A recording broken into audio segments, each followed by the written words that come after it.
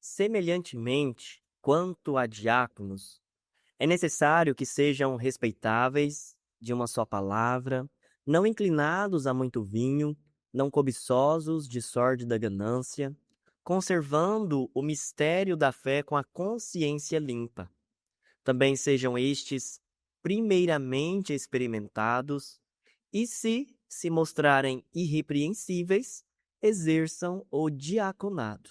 Da mesma sorte, quanto a mulheres, é necessário que sejam elas respeitáveis, não maldizentes, temperantes e fiéis em tudo. O diácono seja marido de uma só mulher e governe bem seus filhos e a própria casa. Pois os que desempenharem bem o diaconato alcançam para si mesmos justa preeminência e muita intrepidez na fé em Cristo Jesus. Pai, nós nos colocamos mais uma vez em oração diante do Senhor, pedindo, Pai, que o Senhor continue a falar aos nossos corações, continue, ó Deus, abençoando a nossa igreja e assim moldando a nossa igreja conforme a Tua palavra, para que a nossa igreja, Senhor, possa continuar crescendo, desenvolvendo em maturidade, no conhecimento de Cristo Jesus, na dependência do poder do Espírito Santo, para que, como nós cantamos, ó Deus, seja o anseio e a disposição de nosso coração, que o Senhor nos use em qualquer hora, em qualquer lugar, fazendo de nós e nos usando conforme a Tua vontade, conforme aquilo que o Senhor tem preparado para cada um de nós. Ó Senhor, conduza as nossas vidas. Nós oramos em nome de Jesus. Amém. O apóstolo Paulo começa esse trecho, e se nós percebermos, ele vem logo depois do trecho que fala sobre os presbíteros, porque Paulo aqui, depois de ter falado então acerca daquilo que envolve toda a igreja, todos os membros da igreja, ele passa a falar agora a alguns grupos. E como nós vamos ver a partir daqui, Paulo então se direciona aos presbíteros, aos diáconos. No capítulo posterior, ele vai se dirigir então aos membros da igreja, às viúvas, como cuidar dos presbíteros, como cuidar dos servos, dos falsos mestres e, por fim, como cuidar dos ricos ou daqueles que, tendo muita posse, são gananciosos, como nós podemos e devemos cuidar destes irmãos no nosso meio. Paulo, então, aqui começa a tratar com Timóteo sobre alguns grupos, presbíteros e agora diáconos. E quando a gente pensa acerca do diácono, é uma informação triste o fato de que muito daquilo que o diácono faz é visto de uma forma completamente equivocada por alguns irmãos ou por algumas igrejas. De modo que eu mesmo já presenciei em outras regiões comentários depreciativos acerca do diácono, como se a função dele fosse apenas abrir a igreja, e aí usando, né, as palavras que essas pessoas usaram, tocar cachorro e não deixar bêbado entrar na igreja. Quando, na verdade, o diácono é colocado não como inferior aos presbíteros, mas em termos de dignidade, a mesma dignidade. De modo que, quando nós olhamos para o corpo de Cristo, nós não temos hierarquia, mas o que nós temos são servos servindo a Cristo em funções diferentes. De modo que a igreja, ela não pode ter celebridades, ela não pode ter, e principalmente oficiais, na posição de destacados em relação à membresia. Da mesma forma que não se sinta constrangido, você membro, ao ver que algum líder da igreja, não, ele é como a gente, ele senta onde a gente senta, ele come onde a gente come. Graças a Deus por isso. É assim que deve ser a vida cristã. Porque Cristo comia onde os outros comiam. Ele se assentava onde os outros se assentavam. De modo que, sendo Cristo o nosso modelo e não o líder A, líder B, que já passou por este mundo, mas Cristo Jesus. E Cristo Jesus, ele foi questionado por isso. Você come com pecadores? Mas que líder é você? Que filho de Deus é você? Não, mas eu vim justamente para isso. Eu vim justamente para me compadecer daqueles que estão carecendo da graça e da misericórdia do Senhor. Por isso que o apóstolo Paulo começa o trecho referente aos diáconos com semelhantemente, para mostrar que aquilo que se requer, a piedade que se requer do presbítero, a fidelidade, a disposição, o esforço, o empenho, semelhantemente dos diáconos, E em primeiro lugar, então, quando a gente pensa a respeito do cuidado da instituição dos diáconos, a quem escolher ou quem pode vir a ser diácono, nós temos aí que, em primeiro lugar, os diáconos possuem autocontrole ou domínio próprio, outra palavra que nós conhecemos muito bem. O texto começa no versículo 8 falando que, quanto a diáconos, é necessário que sejam respeitáveis, de uma só palavra, não inclinados a muito vinho, não cobiçosos de sórdida ganância. Mas antes que a gente entre aqui, só para a gente lembrar, o diácono, a função de diácono no Novo Testamento, ela começa ali a partir de Atos capítulo 6, quando a igreja está crescendo mais do que há líderes preparados para cuidar. Então a gente vê um crescimento desproporcional entre membros e líderes, de modo que alguns novos convertidos, conforme capítulo 6 de Atos, vai questionar com os apóstolos de que algumas viúvas estão sendo esquecidas na distribuição diária. E então os apóstolos dizem, olha, a nossa função é pregar o evangelho, a nossa função é orar por vocês, nós não podemos deixar de pregar para cumprir uma outra função que nos desviaria do propósito pelo qual, neste momento, é necessário pregar o evangelho. Então, o que nós faremos? Nós iremos escolher 7 homens lá na situação de Atos capítulo 7, cheios do Espírito Santo, para que se dediquem, então, a suprir uma necessidade atual da igreja, que é, então, cuidar dos necessitados, de estar atento às demandas da igreja.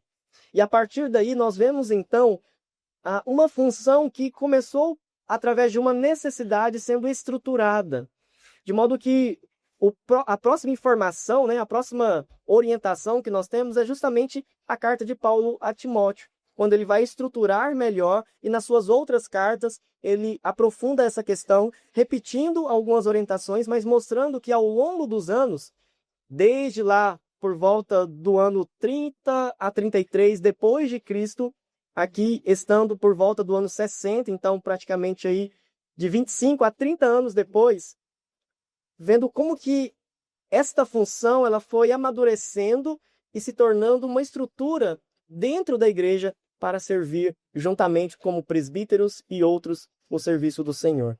Quando a gente pensa aqui então na palavra diácono, o que ela significa? Significa servir os outros. Quando a gente olha aqui para aquilo que vai ser usado ao longo do Novo Testamento, significa, meus irmãos, que o diácono está a serviço dos outros em nome de Cristo Jesus. De modo que quando nós pensamos então oficiais, os diáconos eles estão nessa frente onde ouve e recebe, talvez em primeiro lugar, as demandas do povo, mas também da sociedade que está ao redor da igreja. E que comunica isso à igreja, comunica isso à liderança da igreja, para que juntos possamos então socorrer aos necessitados. Lembrando lá aquela orientação do apóstolo Paulo, de que nós devemos fazer o bem a todos, mas especialmente aos de casa. Não é isso? Aqui nós temos então as qualificações, e que de modo geral nós podemos resumir como autocontrole, porque tudo que vai ser tratado aqui pelo apóstolo Paulo tem a ver com esse domínio próprio. Olha só, primeira característica, é necessário que sejam respeitáveis. Respeitáveis aqui, digno de respeito. Alguém que, antes de tudo, ele se respeita. Antes de tudo, ele tem um caráter que é irrepreensível. Por isso que o apóstolo mostra que, antes de tudo, é necessário que sejam respeitáveis. Segundo, de uma só palavra. Eu vou lá te visitar. Aí vai o ano que vem. Nós vamos fazer uma cesta para você o ano que vem. Então, aqui, ser de uma palavra é porque aquilo que você vai se comunicar com algum necessitado, ele está vendo você, até que conheça a Cristo, mas está vendo você como salvador da vida dele. Nossa, você vai me ajudar então, você vai me socorrer, você vai cuidar de mim, você vai prover. Quando eu posso esperar? Não, pode contar com a gente, nós estamos aqui firmes para te ajudar. E a pessoa conta conosco. A nossa palavra, por mais que a gente não considere que a nossa palavra tem tanto peso assim, mas uma vez que nós representamos Cristo Jesus, a nossa palavra, ela tem um peso gigantesco. Quantas vezes, quando a gente, e aí citando esse exemplo da visita, às vezes você nem visitou ainda, mas você falou que vai, a pessoa já se sente em paz.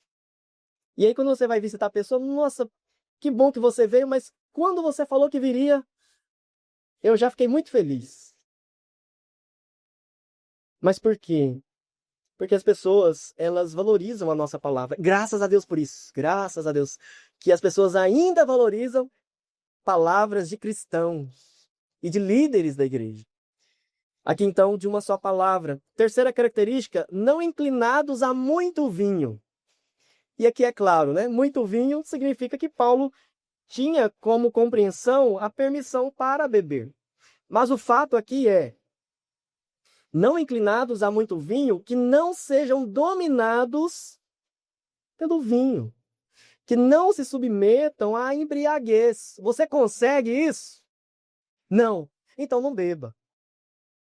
Assim como nós temos, e aí nós já falamos sobre isso, né? Teve até a pregação da virada do ano retrasado, que nós falamos justamente sobre essa questão de que uma das formas como os ímpios trazem algum tipo de sensação de que as coisas estão melhor é justamente se embriagando, e aí com a embriaguez dá essa sensação de anestesia.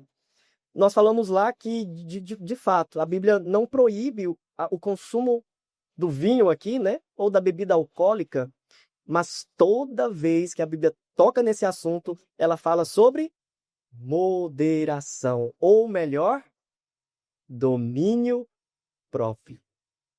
Se não tem, não se coloque nessa situação. Eu acho que tem. Não se coloque nessa situação. E ainda que você tenha domínio, vale a pena? Vale a pena nossos filhos crescerem conosco bebendo? Ah, mas eu bebo moderadamente. Mas e eles vão beber moderadamente? Mas aí não é minha responsabilidade. É minha responsabilidade, porque eles estão crescendo comigo. E lá na frente, quando eles beberem uma caixa de vinho, mas eu vi o senhor bebendo. Para eles, uma dose, uma garrafa, uma caixa, ele viu uma gota na sua boca. Ele viu. E aí a pergunta é, vale a pena? É um testemunho que você quer deixar para os seus filhos de beber com domínio próprio? É algo que, biblicamente falando, compete ao discernimento de cada um. Embora, como eu digo, a Bíblia trate sempre sobre a necessidade do domínio próprio, de modo que até aos líderes aqui, se referindo então aos diáconos, que não sejam inclinados a muito vinho, porque você perderá o domínio próprio. Porque o seu testemunho, o fato de você ser um homem de uma palavra só, já não será mais isso. Talvez você nem se lembrará mais de sua palavra. O fato aqui de você ser respeitável levará você a se tornar vexame para os de casa, porque você vai precisar ser carregado em algum momento. E aqui, então, nós temos mais esse fator que tem a ver com o domínio próprio. E quarta característica aqui, não cobiçosos de sórdida ganância. Aqui há uma diferença com relação ao versículo 3, quando se refere aos presbíteros. Lá, com relação aos presbíteros, algumas características vão se repetir, como, por exemplo, não dado ao vinho, não violento, porém cordato, inimigo de contendas, não avarento. O avarento aqui do versículo 3 e a característica aqui de cobiçoso, de sórdida ganância, as duas características são na área financeira, mas diferente dos presbíteros, uma vez que aos diáconos é confiado no Novo Testamento a administração dos recursos da igreja, a palavra que Paulo usa aqui tem a ver com alguém que é amante do dinheiro e que está disposto, de forma justa ou injusta, a obter dinheiro, a obter riqueza. O que Paulo está dizendo é, Timóteo, ao escolher os diáconos da igreja em Éfeso, que eles não sejam amantes a tal ponto do dinheiro, de forma que venha a roubar a igreja do Senhor.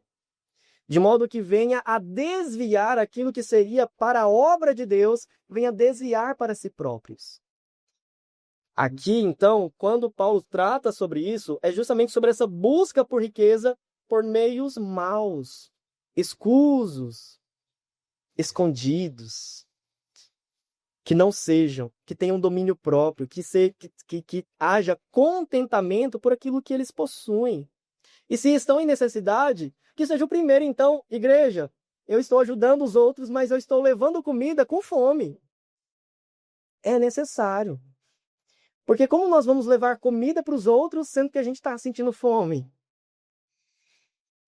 De modo que, ao diácono, há aqui a característica de que naquilo que é confiado a ele, os recursos da igreja, os mantimentos, as doações, as ofertas, que ele tenha domínio próprio de tal forma que ele não cobice aquilo que é do outro para si próprio. De modo que ele preserve aquilo que foi levantado pela igreja para socorro dos necessitados, e não propriamente para o seu enriquecimento. E por fim, uma última característica, no versículo de número 9, conservando o mistério da fé com a consciência limpa. Aqui tem a ver com que os diáconos sejam íntegros no conhecimento que eles possuem da palavra de Deus associado à vida.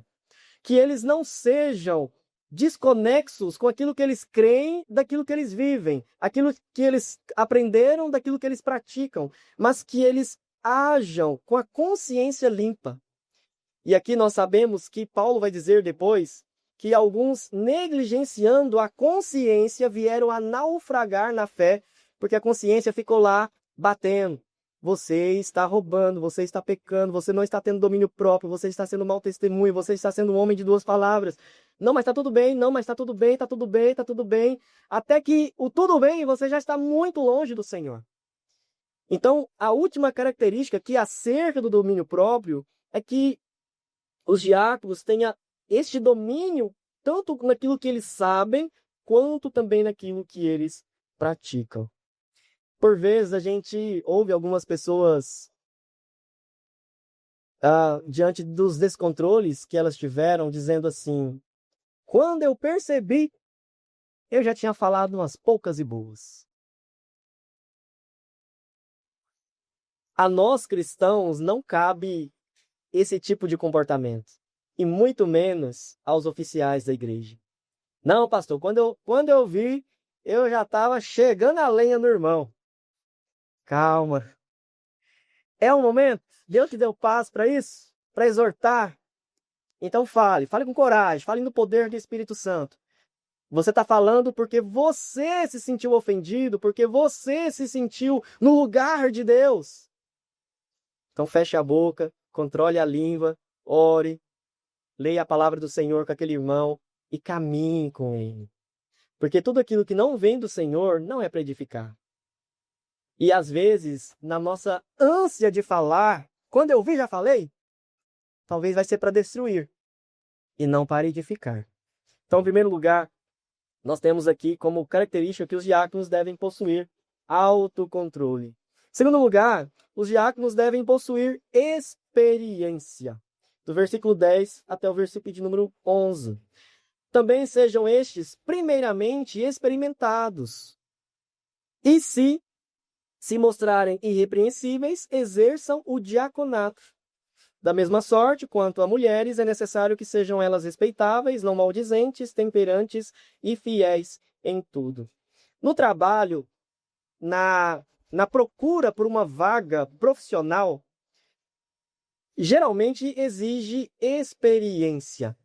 E geralmente essa experiência ela é suprida através do estágio, que é o momento onde alguém está aprendendo com alguém que já está na área, onde uma pessoa tem a oportunidade de colocar a mão da massa, depois da teoria, depois de tudo que ela viu, aprendeu, e agora, como que eu faço?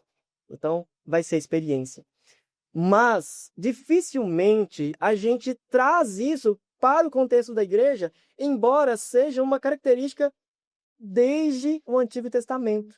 Antes de alguém servir, humanamente falando, nós devemos caminhar com estes irmãos de modo a prepará-los. E é algo que eu tenho falado com os presbíteros, com os diáconos, com os líderes da sociedade interna. Prepare quem vai te substituir. Caso não vá te substituir, mas quem vai trabalhar com você na obra do Senhor. Porque geralmente a nossa tendência é eleger pessoas e pronto, ela tem que saber tudo.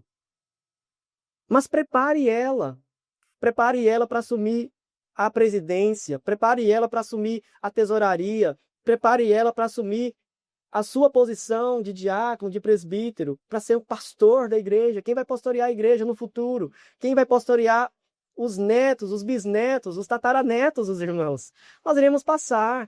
E quem vai estar aqui à frente sendo os oficiais da igreja? Mas, quando trata aqui sobre diácono, nós vemos justamente essa necessidade que sejam eles experimentados, ou seja, que tenham um tempo onde eles puderam entender o que é ser diácono. Jesus não pegou os discípulos. Mateus, vem aqui, você agora é meu. Que bênção, Senhor. Agora você vai pregar. Pregar o quê? Falar o quê? Do quê? E até quando? De que maneira? Jesus caminha com eles 3 anos. Jesus come com eles, Jesus viaja com eles para ensiná-los como deveriam ser e o que deveriam ensinar. Por isso que Jesus várias vezes vai dizer: ouvistes o que eu disse? Vocês viram o que eu fiz? Então, a gente tem que trazer pessoas para perto de nós para que naquilo que nós estamos fazendo, elas aprendam conosco. E aí, na vida cristã, nós chamamos isso de discipulado. Lá no mundo é estágio. Dentro da compreensão bíblica, isso é discipulado. Discipular alguém é preparar, é ajudá-la no desenvolvimento, na maturidade. Talvez você não sabe o que ela vai receber da parte do Senhor, mas caminhe com ela. Ensine ela a orar. Ensine ela a ter compromisso com a igreja, assim como você tem. Para que quando Deus a chamar, eu estou pronto. Senhor, eu estou pronto naquilo que foi minha responsabilidade, mas me capacite para o que o Senhor está me chamando. Me capacite. Eu preciso do Senhor. Eu careço do Senhor. Eu tive a oportunidade de aprender muito com meu irmão, com a minha irmã, mas diante do que o Senhor está me chamando, me capacite. Nós, então, aqui aprendemos que ao diácono é necessário que sejam, versículo 10, também sejam estes experimentados e se mostrarem irrepreensíveis.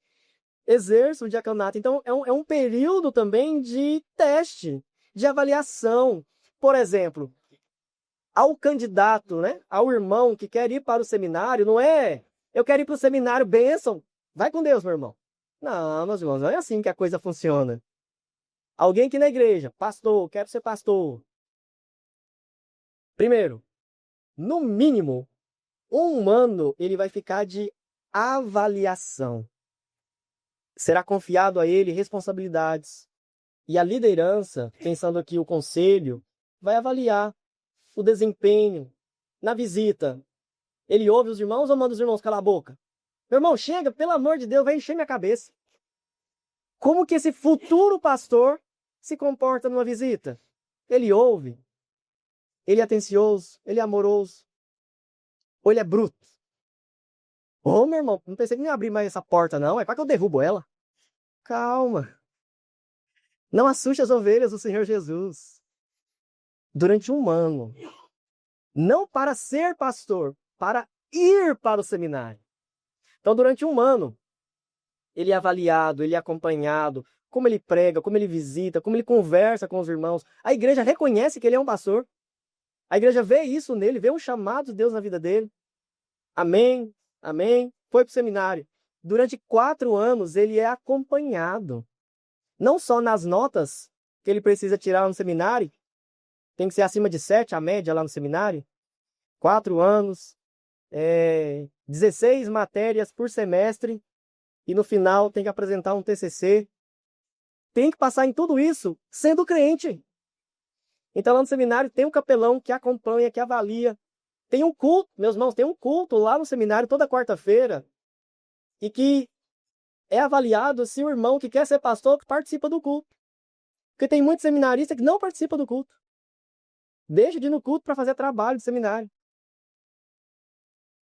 Ele é avaliado 4 anos.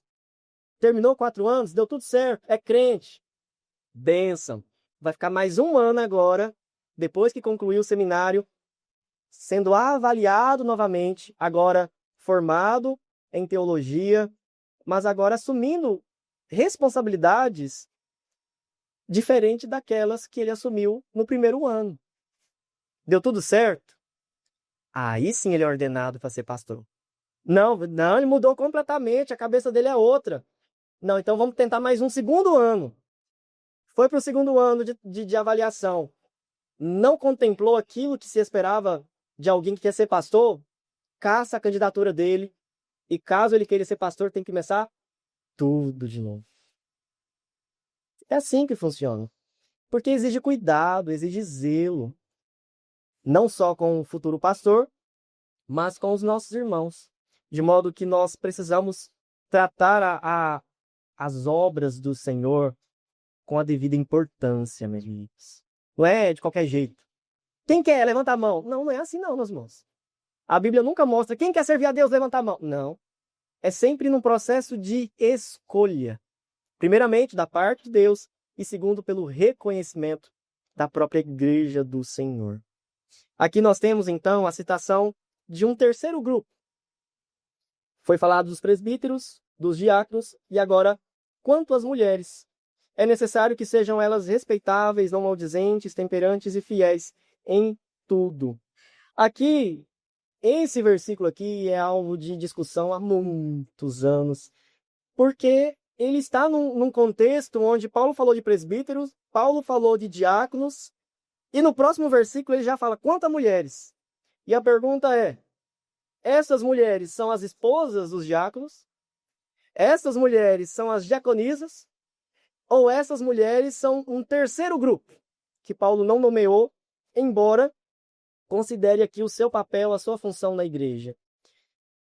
Uma vez que Paulo não coloca aqui dentro do contexto de esposa, porque logo depois ele vai falar que o diácono deve ser marido de uma só mulher, então, pela sequência do texto, não parece que Paulo esteja falando da esposa do diácono. Segundo, também aqui nós não vemos uma situação de diaconisa, porque se o fossem, Paulo teria feito dentro da mesma lista, não fazendo um destaque, uma ênfase naquilo que ele já estava falando acerca dos diáconos. E aí, onde alguns pastores têm interpretado e entendido esse texto, e aí um dos pastores que talvez os irmãos conhecem, né, o próprio Hernandes Dias Lopes, ele interpreta esse texto como um grupo de mulheres as quais são nomeadas pela igreja do Senhor para que auxilie os diáconos na sua função. Então aqui um grupo de colaboradoras para a obra do Senhor. E aí é interessante porque quando a gente olha para os documentos da nossa igreja, seja o estatuto da nossa igreja local, ou seja o estatuto da junta diaconal, olha só o que diz. Ao conselho cabe designar, se convier, mulheres piedosas para cuidarem dos enfermos, dos presos, das viúvas e órfãos, dos pobres em geral, para alívio dos que sofrem. Artigo 83 da nossa Constituição. E com relação, então, à junta diaconal, nós temos lá um parágrafo que diz assim: Para cumprir suas atribuições, a junta diaconal poderá solicitar ao conselho da igreja a designação de pessoas piedosas, não fazendo aqui nenhum tipo de distinção entre homem ou mulher, mas de pessoas piedosas, as quais serão encarregadas de serviços específicos como auxiliares da diaconia, sob a supervisão da junta diaconal. Então, a junta diaconal está precisando de auxílio. Ela vai, então, escolher irmãos e solicitar ao conselho. Nós estamos precisando de auxílio. Aqui, então, nós vemos justamente essa compreensão aqui no ensino do apóstolo Paulo, que ele coloca aqui estas mulheres, e como eu disse, meus irmãos, quando nós falamos a respeito do comportamento no culto, né, onde Paulo fala sobre a questão do ensino, mas a gente vê como que a mulher é atuante na igreja do Senhor, de modo que ela é chamada também a servir no atendimento aos necessitados, como os diáconos, como os presbíteros, como o pastor, como todos que são chamados na igreja para amar ao próximo. E aqui Paulo destaca a questão da mulher, por quê? Porque ele traz algumas características que são indispensáveis para que uma mulher, e não qualquer mulher, possa servir de colaboradora no auxílio à junta diaconal. Por quê? Porque ele diz assim, ó, sejam elas respeitáveis, não maldizentes, por quê? Vai visitar alguém e chega lá e descobre que o marido apostou todo o seu salário no tigrinho. E aí a esposa, os filhos estão passando fome, e aí começa a compartilhar para a igreja. Olá, eu acho. No caso aqui, começa a maldizer o casal. Não, lá ele aposta tudo no tigrinho. É uma verdade? É. Convém compartilhar isso com todo mundo? Se sim, para qual motivo? Para qual propósito? Então, não ser maldizente, seja discreta. Tenha discrição. Precisa comunicar? Comunique a quem é necessário, não para todo mundo. Depois aí, temperantes, ou seja, tranquilas, que tenham domínio próprio sobre os seus sentimentos. Por quê? Porque nós sabemos que as mulheres, diante de algumas situações, reagem de forma muito mais sensível do que o homem. Tanto que, pegando aí na área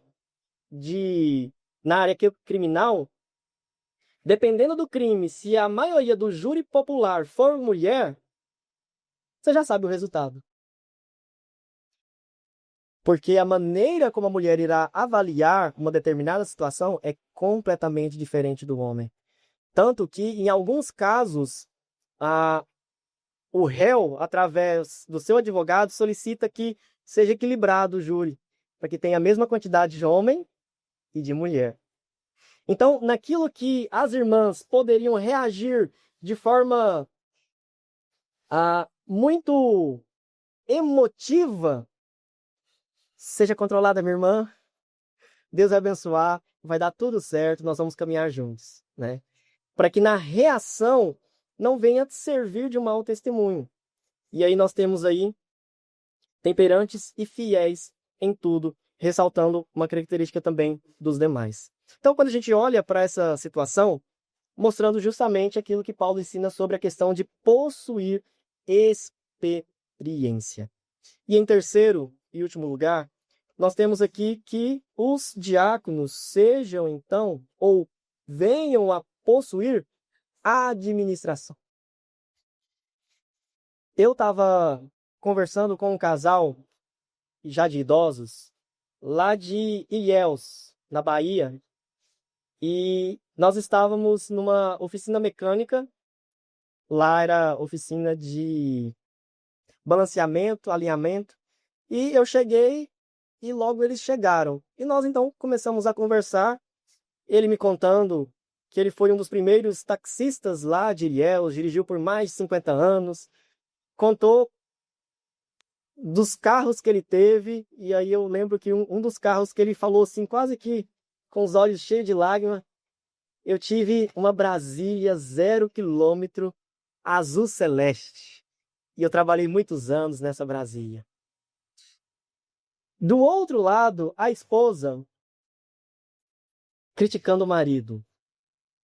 Bem do céu, vai demorar o dia todo. O senhor é bobo demais, bem. Você fica esperando, não tá nem mexendo no seu carro. Ia lá, voltava, criticava. E aí, quando terminou então o concerto, eu fui despedir deles e ela abriu um sorriso, quedou na minha mão. Que alegria ter conversado aqui com vocês. Foi um momento muito bom, né? Deus quiser, a gente terá outra oportunidade de estar junto. E aí, quando a gente olha para uma situação como essa, por que a gente costuma ser gentil, cordial com os de fora e impaciente com os de casa?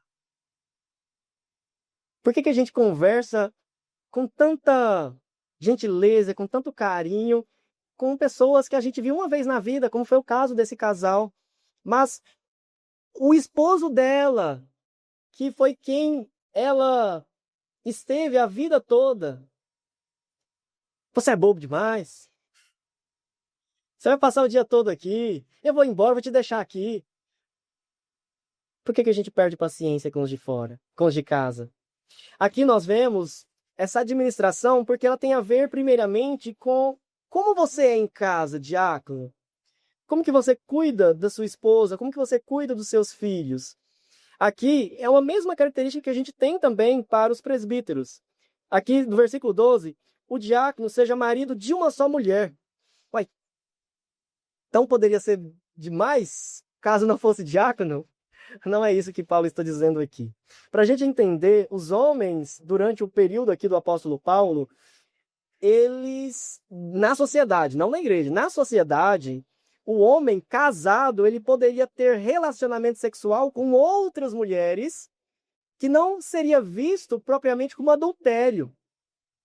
Na cabeça do romano, seria este homem que teve relacionamento com outras mulheres seria criticado se a mulher com quem ele teve relacionamento foi uma mulher que, diante da sua posição social, era uma mulher muito abaixo da sua posição social. Aí ele seria criticado, mas não por ter traído a mulher. Por isso que o apóstolo Paulo aqui vem exatamente tratar uma questão que era normal, que era uma cultura daqueles dias. Vocês vão ser marido de uma só mulher. Quando a Bíblia fala sobre a mulher deve respeitar o marido e o marido deve se entregar pela mulher, isso aí foi uma revolução gigantesca na cultura vigente daquela época. Porque não havia essa relação, e muito menos o homem se entregar em favor da mulher. O que Paulo vem fazer é valorizar o homem aos olhos da mulher, e no caso, né? É valorizar o marido aos olhos da esposa e valorizar a esposa aos olhos do marido. De modo que ele não deveria apenas renunciar à cultura com que ele poderia ter relacionamento sexual com outras mulheres, mas ao ser fiel a uma, estar disposto a morrer por ela. De modo que Paulo nunca mostrou ou ensinou acerca de um comportamento que hoje seria interpretado como machismo. Mas Paulo vem mostrar justamente como marido e mulher, naquele tempo, deveria se comportar não conforme a cultura, mas conforme o ensino bíblico, que atravessa aí desde o Antigo Testamento. Deus nunca ensinou para ter mais de uma mulher, muito menos tomar concubina. Deus nunca ensinou isso. Mas a gente ainda ouve pessoas falando, nossa, eu queria ter vivido lá naquele tempo, eu queria ter 4 esposas. Pois é, mas Deus nunca mostrou isso. E para que você tivesse, né? E aí foi criado ali um adendo, você vai ter que cuidar delas de forma igual. Você não vai poder ter preferida. Mas não foi isso que aconteceu. Sempre teve a sua preferida. E sempre teve a sua rejeitada. De modo que os casamentos poligâmicos do Antigo Testamento, todos eles, sem exceção, tiveram problemas. Todos. Todos tiveram problemas por causa da poligamia. Abraão, seus filhos, todos tiveram problema. Davi, Salomão, então, nem se fala. mas todos tiveram problema. A Bíblia serve como uma testemunha viva. Poligamia é a destruição para a sua vida. Enquanto outros pegam a Bíblia, Deus ensina poligamia. Nunca ensinou isso. Até porque o primeiro ensino é: esta afinal é osso dos meus ossos, é carne da minha carne, chamar-se-á varô, porque do varão foi tomado. Uniu, tornou uma só. Não duas carnes, tornou uma só carne. Aqui então nós temos Paulo tratando essa sociedade que agora está adentrando a igreja como cristãos. Vocês não servem mais a essa cultura, vocês servem ao Senhor. E como diáconos, vocês serão maridos de uma só mulher. Vocês irão governar bem seus filhos e a própria casa. Antes de cuidar da igreja, cuide do casamento de vocês. Cuidem dos filhos de vocês. Cuidem da casa de vocês. Aqui esse cuidado, é claro, meus irmãos, que quando nós falamos sobre cuidado, e foi algo que nós falamos na pregação no Dia dos Pais, nós não temos condições de ter controle ao coração dos nossos filhos, de obrigá-los a crer e a passar pelo processo de conversão. Mas naquilo que coube a você, você tem sido responsável, você tem sido fiel ao Senhor, você tem mostrado aos seus filhos que o seu desejo, acima de tudo, é agradar a Deus do que a seus filhos. Você é um pai gentil em casa, assim como é gentil com os adolescentes da igreja. Você é um pai que ouve os seus filhos, a sua esposa, como você ouve as mulheres enfermas da sociedade. Porque pode acontecer de você ouvir alguma demanda de alguma mulher que está aí com 3, 4 filhos, marido sumiu, nunca mais voltou. E aí você ouve a história, compartilha com a igreja, chega em casa. Oh, meu bem, hoje meu dia foi difícil. Mulher, pelo amor de Deus, minha cabeça está cheia. Mas se uma outra irmã ligar, preciso de você aqui, você for, você vai ouvir. A gente vai ouvir. Mas quando a gente chega em casa, a cabeça está cheia. Meus irmãos, eu estou falando isso porque isso é um desafio muito grande para nós. A gente que lida com pessoas, a gente está pronto para atender os irmãos qualquer hora do dia, da noite, da madrugada. Mas muitas vezes, dentro de casa, a gente está indisponível. A gente não está pronto para ouvir, a nossa cabeça está cheia, o nosso coração não quer aguardar mais nada. Às vezes a gente lembra de coisas que outros falaram, mas a gente não se lembra de coisas simples que nossas esposas, nossos filhos nos pediram para guardar, porque certamente iríamos esquecer. Então, o que Paulo está mostrando aqui, cuide bem da sua esposa, cuide bem da sua casa, e mantenha isso enquanto você cuida da igreja do Senhor.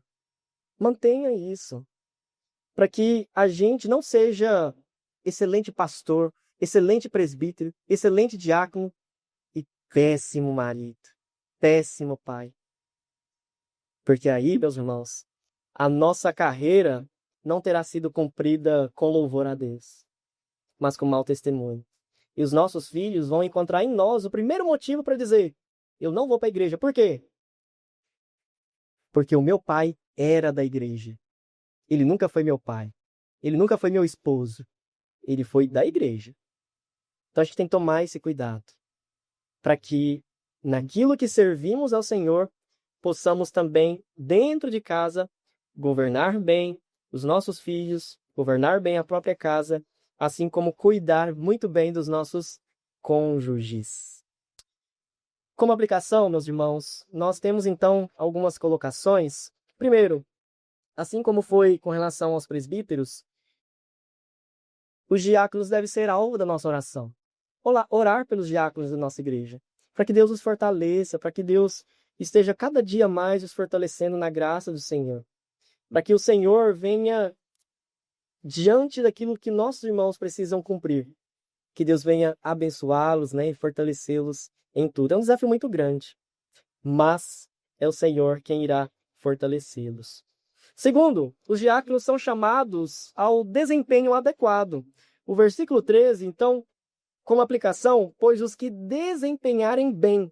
Bem aqui não seria no sentido assim de quem chegar ao suprassumo da diaconia, quem chegar ao impossível. Não, meus irmãos.